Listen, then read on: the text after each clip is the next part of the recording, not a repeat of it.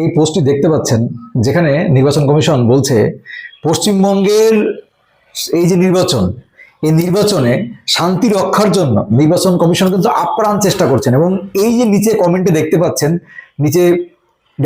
যে বলা হচ্ছে এই নির্বাচনী আইন ভঙ্গে যদি কারো নাম ওঠে, ওসি, ডিসি, আইপিএস, যার নাম উঠুক, মানে ভোটার কর্মী তারা যুক্ত থাকবে, তারা প্লাস প্রশাসনিক দায়িত্ব থাকবে, তারা সেন্ট্রাল বাহিনী, রাজ্য সরকারের পুলিশ আধিকারিকরা যারা থাকবেন, কোন রকম আইন ভঙ্গের সঙ্গে যদি জড়িত থাকেন, যদি কোনো রকম ভাবে যদি ছলচাতুরি করা হয়, তাহলে চাকরি যাবে।